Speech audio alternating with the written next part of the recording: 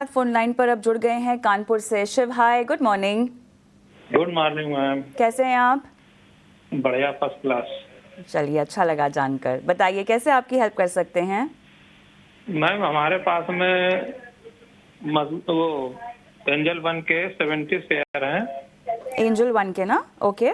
जी, 3100 के। 3100 और है आपकी बाइंग प्राइस? जी जी। ओके। और ये हमारे पास में 100 शेयर उसके, अरे CDSL? CDSL का मैम वो है। ओके।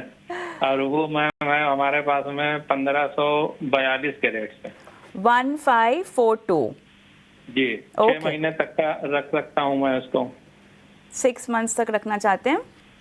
जी मैम। ठीक है, दोनों पर ही आपको सलाह देते हैं। दोनों में ही आप प्रॉफिट में, CDSL में आपको ज़्यादा मुनाफा हो रहा है।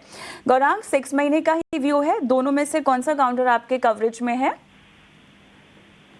गीता, 6 महीने के लिए तो हम सक्षम है ही नहीं टिप्पणी देने के लिए, तो दोनों में से किसी काउंटर पर पहले तो कवरेज नहीं है हमारी टीम की तरफ से, तो हम विशेष रूप में टिप्पणी नहीं कर पाएंगे। लेकिन भारतीय शेयर बाजार क्षेत्र यानी कि इंडियन कैपिटल मार्केट्स, ये अच्छा लगता है हमें। यहाँ पर से एक कंपनी जहां पर हमारी टीम ने कवरेज है वो है computer age management services limited, CAMS. और आने वाले सालों में अगर भारतीय शेयर बाजार अच्छा करेगा तो भारतीय शेयर बाजार से जुड़ी हुई कंपनियां भी अच्छा प्रदर्शन करेगी।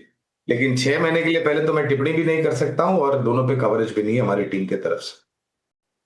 ले लूं अगर आपकी कवरेज हो तो, इसीलिए पूछ लिया। अजीत, बताइएगा। Angel one 3100 and CDSL 1540। देखिए, एंजल वन कविता काफी स्ट्रॉन्ग मूव देखने को मिला है और जैसे डिसेंट प्रॉफिट बैठे हुए हैं। मेरे हिसाब से अब इनको एक ट्रेलिंग स्टॉप लॉस मेंटेन करना चाहिए, जैसे कि क्योंकि हम मार्केट में बात कर रहे हैं कि 24,600 के नीचे अगर मार्केट ट्रेड करता है तो थोड़ा प्रॉफिट टेकिंग का बायस हो सकता है। जो स्टॉक्स थी जहाँ पे बहुत स्ट्रॉन्ग मोमेंटम आया है, शायद वो पहले कैंडिडेट बने थोड़ा सा प्रॉफिट टेकिंग के। तो 3,000 का जोन मेरे हिसाब से एंजल वन में काफी स्ट्रॉन्ग बेस बना है, जहाँ पे रिसेंट कंसोलिडेशन हुआ था, तो उसके साथ वो बने रह सकते हैं। जो ग्रेजुअली दोबारा से अपने रिकॉर्ड हाइस की तरफ करीब 3360 3400 तक के लेवल्स 3 से 6 महीने में, शायद उससे पहले भी एक बार आपको देखने को मिल जाए। वहीं पे CDSL में देखिए काफी स्ट्रॉन्ग मोमेंटम आया है, जिस तरीके से हमने देखा था 2 दिन पहले करीब 9% के गेंस। अब मुझे लगता है थोड़ा सा यहाँ पे कंसोलिडेशन का टोन शायद हावी हो सकता है, बिकॉज 1800 1850 का जोन था जहाँ से लास्ट टाइम डिस्ट्रीब्यूशन आया था। उसके बाद एक अच्छा खासा करेक्शन करीब 1050 तक के लेवल्स आए थे। तो मुझे लगता है कि थोड़ा सा यहाँ पे एटलीस्ट पार्शियल प्रॉफिट इनको बुक कर लेना चाहिए और रिमेनिंग पोजीशन के लिए 1550 का एक स्टॉप लॉस मेंटेन करें। ग्रेजुअली दोबारा से रिकॉर्ड हाइस के तरफ अगर स्टॉक बढ़ता है करीब 1900 1950, वहां पे एक बार कंप्लीट प्रॉफिट बुक करें। तो आपको अहम लेवल्स पर रणनीति बता दी गई और किस तरह से आपको स्टॉक को ट्रैक करना है वो भी अजीत जी ने बता दिया। बढ़ते हैं आगे और लेकर आते हैं आपके लिए ऑप्शंस के चैंपियन।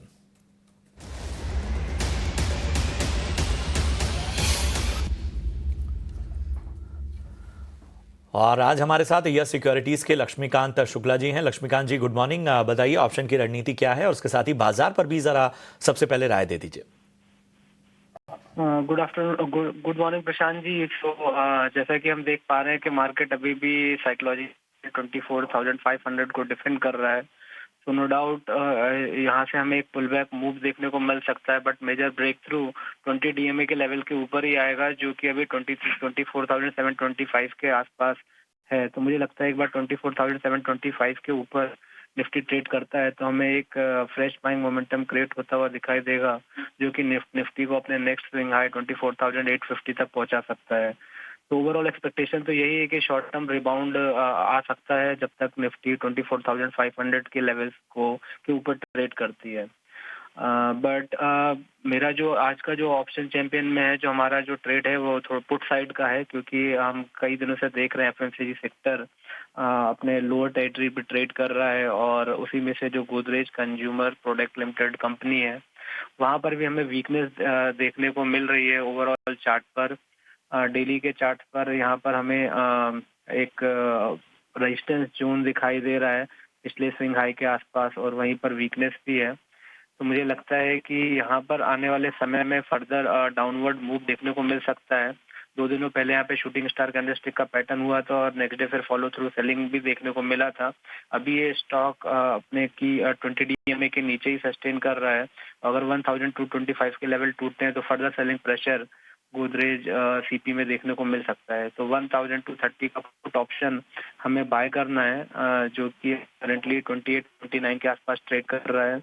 इसमें जो एक्सपेक्टेड टारगेट है वो 40 का है और जो स्टॉप लॉस है वो 18 रुपीज का है।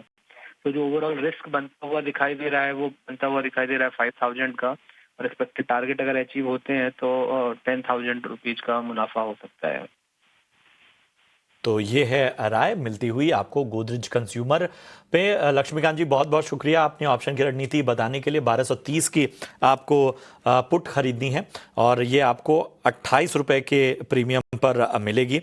इसके अलावा आपको लक्ष्य जो है 48 का, स्टॉप लॉस जो है वो 18 का रखना है।